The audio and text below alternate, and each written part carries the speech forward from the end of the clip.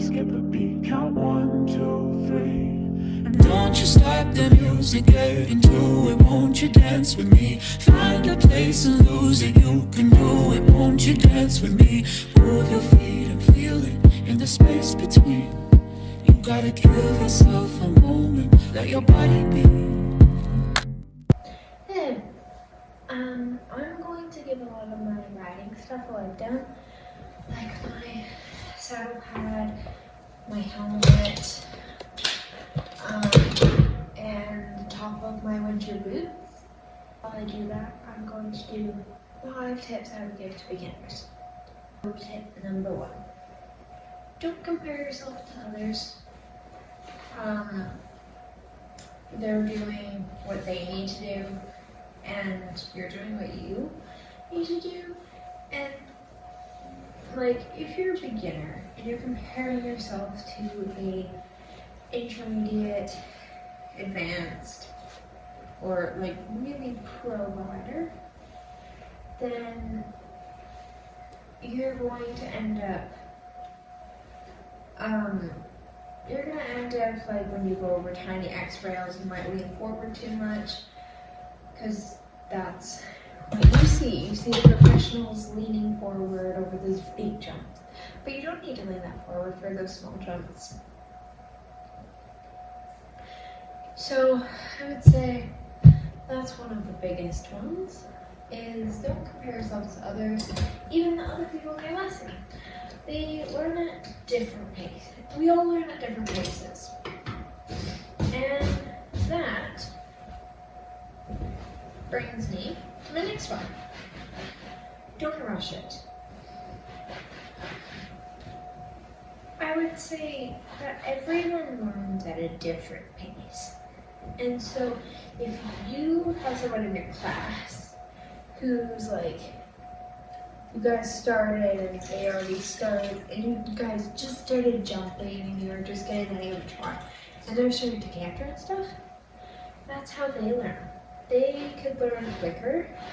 Everyone learns at a different pace. For people who don't learn as quick, they may get intimidated by other people doing everything, learning quicker than them, and doing stuff better than them.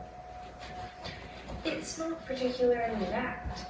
Like, everyone has their own pace and everyone has their own limits. So you find out your limits and you find out your pace, so then it's safe.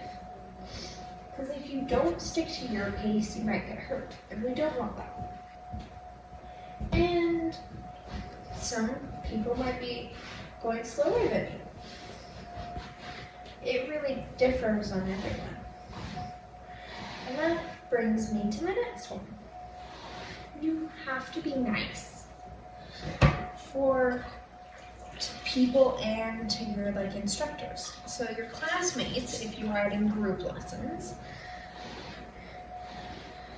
you gotta be nice to them, because you're stuck with them. And if you upset the other person or they upset you, the horses might catch on, and that's never good when horses feel something is off. And so you always have to be kind. And then the next thing is you've always got to be kind to your instructor. Your instructor's helping you by saying, I think we should lower the jumps. And you're just like, no, you can't lower the jumps. Everyone else is jumping this height. I want to jump this height too. The instructor knows better than you do. Well, you know your limits. But after you do a course of one height and they say, I think we should just keep it lower for the start, then respect it. Because they know that everyone learns at a different pace. And they're just adjusting it to you, and they're being good with that. And so don't be mean and don't snap at them. If you pull off a jump and the instructor asks, what happened? And you snap at them and you say, well, I don't want to jump that jump. I didn't want to jump that jump. Or just, I didn't feel like I was ready for it. I mean, it's different. If you see it beforehand and you say, I don't think I'm ready for that, please lower it. But it's different if you pull off your horse 1 second before and you snap at the teacher when they ask what happened. That's not nice. The teacher is there to teach you. And if you're not nice and you don't let them teach you, then you're never going to progress. So, and then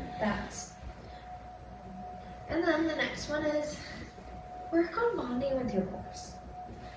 Really, like, if you ride a lesson horse, just, like, groom them and hang out with them after or before the lesson to make sure that you know the horse, and it's very good to have a good bond with a horse that you're riding. Like, because if you didn't have the bond with the horse, that means you have no trust. And no trust means doubting before giants, not trusting them to do stuff when they have to correct it too. And be nice to your horse. Like, if they're refusing a jump, don't just slap them like 100 times with full force with a prop. That'd be really mean. Like, I get smacking them like once with a prop if they are being naughty and it's not your problem. But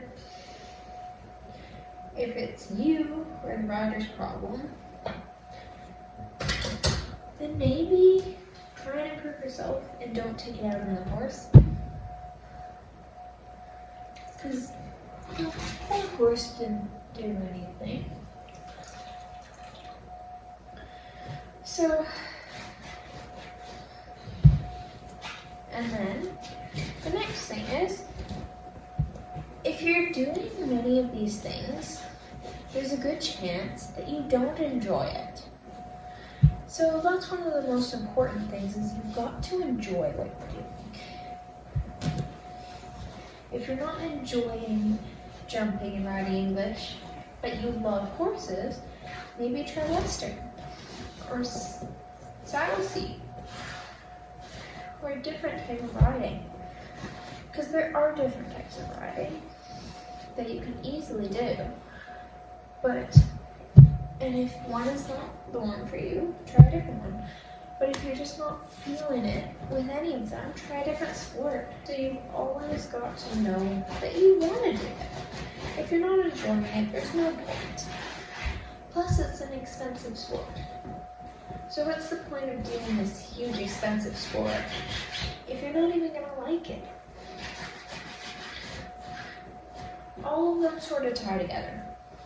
But if you don't enjoy it, it's hard to do the rest.